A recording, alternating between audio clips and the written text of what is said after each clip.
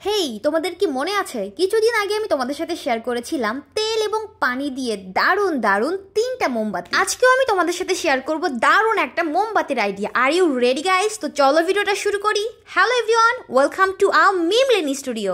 বিকেলবেলা আমার ক্রেভিং হচ্ছিল ব্ল্যাক কফির, তো আমি আর দেরি করিনি, ঝটপট করে একটা মোমবাতি জ্বালিয়ে নিলাম। তারপর আমি শুরু করে দিলাম ব্ল্যাক কফি বানানোর। তো দেখতেই পাচ্ছ আমি একটা গ্লাস নিলাম, তার মধ্যে আমি দিয়ে দিলাম 1 চামচ কফি পাউডার আর দিয়ে দিলাম 1 স্লাইস লেবুর রস। শোনো, কফির সাথে একটু লেবুর রস দিয়ে দেখবা দারুণ একটা স্মেল আসে, ডিফারেন্ট একটা টেস্ট আসে। তো তারপর আমি দিয়ে দিলাম পরিমাপ মতো গরম পানি। ব্যাস রেডি হয়ে গেল আমার 1 কাপ ব্ল্যাক কফি, যেটা আমাকে অনেক বেশি রিফ্রেশমেন্ট দিবে। এই কফির স্মেলটা আমার নাকে আসার পর হঠাৎ করে একটা আইডিয়া মাথায় চলে আসলো, সেটা হচ্ছে 1 কাপ কফি শুধু পান করার জন্য নয়, আজকে আমি তোমাদেরকে সাথে নিয়ে কফি দিয়ে এমন কিছু বানাবো যেটা তোমাদের মন, ঘর আর স্মৃতি সবকিছুকে একদম মাতিয়ে দিবে। গেস করতে পারছো তোমাদেরকে সাথে নিয়ে আমি আজকে ঠিক কি বানাবো? আজকে আমি তোমাদেরকে সাথে নিয়ে বানাবো একটা কফি ক্যান্ডেল। তো সেটা বানাতে আমার যা যা লাগবে তা হচ্ছে একটা ছোট্ট জার, আমি ছোট করে বানাবো তাই।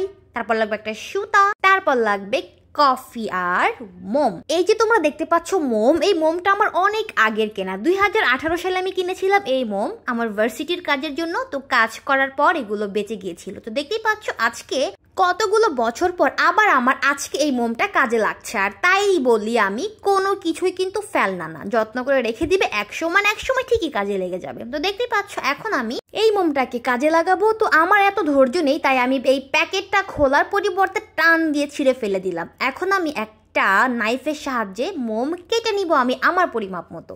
তো দেখতেই পাচ্ছ আমি কেটে নিচ্ছি, এটা কিন্তু অনেক শক্তি দিয়ে কাটতে হচ্ছে আমার। কাটার পর আমি একটা পাতিলের মধ্যে রেখে দিব, তারপর এটাকে সুন্দর করে আগুনের তাপ দিয়ে এটাকে একদমই মেল্ট করে ফেলবো। তো দেখতেই পাচ্ছ এটাকে এখন নিয়ে যাচ্ছি কাজ করার জন্য। তো কাজ করে নিয়ে চলে আসলাম। এখন আমি এখানে সব থেকে বড় মিস্টেক এবং সবচেয়ে বড় ভুলটা করলাম, এই গরম মোমের মধ্যে আমি দিয়ে দিলাম কফি।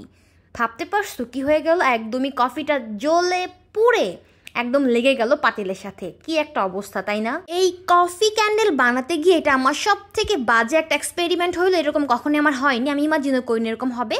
তো আমি প্রথমে ভেবেছিলাম যে হয়তো বা আমার কফির একটু দানা দানা তাই এরকম হয়ে গেছে, তাই আমি আবার নতুন করে কাজ শুরু করলাম পুরো দমে। সেটা হচ্ছে আমি এই দানাযুক্ত কফিটাকে আমি আবার সুন্দর করে একটা কাঠের, এটাকে কি বলে, হামান দিস্তা নাকি, এটার মধ্যে দিয়ে দিলাম। তারপর এটাকে আমি খুব সুন্দর করে একদমই মিহি করে একদমই কফি পাউডার করে ফেললাম, একদমই সফট করে ফেললাম। তারপর এটাকে আমি আবার সেই লিকুইড মোমের মধ্যে দিয়ে দিলাম, তারপর মিক্সড করতেছিলাম। তো তখন আমি দেখলাম যেটা হচ্ছে মিক্সড হচ্ছে, কিন্তু মোমটা আমার একদমই শক্ত হয়ে যাচ্ছে।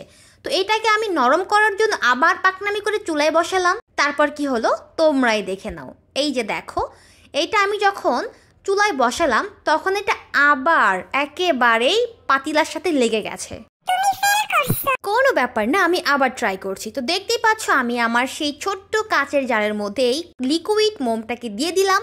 এখন আমি প্ল্যান করলাম যে কফির কালারটা না হোক, কফির স্মেলটা তো পাওয়া যাবে। তার জন্য আমি কি করলাম, এই লিকুইড দেওয়ার পর তার মধ্যে আমি দিয়ে দিচ্ছি আমার কাছে থাকা সেই দানাযুক্ত কফি পাউডার। তারপর আর কি দেখো, আমি এখন অপেক্ষা করব এটা দিয়ে যে লাস্ট পর্যন্ত এটা ঠিকঠাক মতো কাজ হয় কিনা। তো দেখতেই পাচ্ছ এটাকে আমি এখন রেস্টে রেখে দিব এটা শক্ত হওয়ার জন্য। তো দেখা যাক তারপর কি হয়। তো দেখতেই পাচ্ছ আমি কিন্তু তৃতীয়বারের মতো একটা সুন্দর কফি ক্যান্ডেল বানিয়ে ফেললাম। 2বার ফেল করছি, 1বার পাস করছি। ব্যাপারটা কত সুন্দর, তাই না? যাই হোক, অপেক্ষার পালা এখন। তো দেখা যাক কি হয়। তো দেখতেই পাচ্ছ এই যে অপেক্ষা করতে করতে একদমই সুন্দর একটা কফি ক্যান্ডেল রেডি হয়ে গেছে।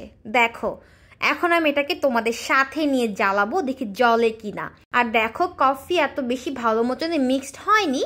তো নেক্সট টাইম আমি আবার বানাবো সুন্দর করে একদম কফি কালার, কফি স্মেল সব কিছু নিয়ে। তো এবার চলো তোমাদেরকে সাথে নিয়ে দেখা এটা জ্বলে কিনা। আর হ্যাঁ, তোমাদের সাথে আমি আজকে আবার একটা জিনিস শেয়ার করবো, সেটা হচ্ছে মনে পড়ে কিছুদিন আগে আমি তোমাদেরকে নিয়ে 3টা মোম বানিয়েছিলাম তেল আর পানি দিয়ে, সাথে কিছু ফুল, কিছু পাথর, আরও কিছু হাবিজাবি দিয়ে। তো সেগুলোকে আমি আজকে আবার দ্বিতীয়বারের মতো জ্বালাবো। এই ভিডিওতে আমি তোমাদেরকে বলেছিলাম যে আমি এটা দ্বিতীয়বারের মতো আবার জ্বালাবো। তো আজকে আমি সেটারই প্রমাণ দিচ্ছি যে তোমরা যদি কটন বার দিয়ে মোম বানাও তেল পানি দিয়ে, সেটা বেশিক্ষণ জ্বলবে না, কিন্তু তোমরা যদি সুতা দিয়ে বানাও তো সেটা অনেকক্ষণ জ্বলবে। যেমন আমি আজকে আবার জ্বালাবো, দেখতেই পাচ্ছ আমি কিন্তু আজকে আবার নতুন করে 3টা মোম জ্বালাচ্ছি। আর দেখো কত সুন্দর করে জ্বলছে, একদম প্রথম দিনের মতো। তো তার জন্যই বলি যে তোমরা যদি মোম বানাতে চাও তাহলে অবশ্যই কিন্তু সুতা দিয়ে বানাবে, ভুলেও কিন্তু কটন বার ইউজ করবে না। কটন বারটি ইউজ করলে তোমরা সর্বোচ্চ গেলে 1 মিনিটের মতো মোমটা জ্বালাতে পারবে, তারপর অটোমেটিক্যালি মোমটা নিভে যাবে। তো দেখতে পাচ্ছ কত সুন্দর মোম জ্বলছে আমার ঘরে। আমি তো অনেক বেশি খুশি হয়ে গেছি মোমগুলো দেখে। তো দেখো অন্ধকার ঘরে কত সুন্দর লাগছে মোমগুলো, তাই না? দেখো আমার ঘরে আমার বানানো টিস্যু পেপার দিয়ে সুন্দর একটা লাইট বানিয়েছিলাম, সেটাও কিন্তু অনেক সুন্দর রং বেরঙের কালার দিচ্ছে, দেখতে অনেক ভালো লাগতেছে। আর মোমবাতিগুলোর কথা কি বলবো, তোমরা নিজেরাই দেখো। তো ভিডিওটা তোমাদের কেমন লাগলো ঝটপট করে কমেন্টে জানিয়ে দাও। আর অবশ্যই কিন্তু আমার সঙ্গে থাকবে, তার জন্য তোমাদের করতে হবে আমার ভিডিও লাইক কমেন্ট শেয়ার করতে হবে, আমার চ্যানেল এবং পেজটাকে ফলো সাবস্ক্রাইব করতে হবে। তো আজকের ভিডিও পর্যন্ত, দেখা হচ্ছে নেক্সট ভিডিওতে। ততক্ষণ সবাই অনেক ভালো থাকবে এবং সুস্থ থাকবে। Tata, bye bye. তুমি আমাকে বলছো আমি নাকি ফেল করছি, তাই।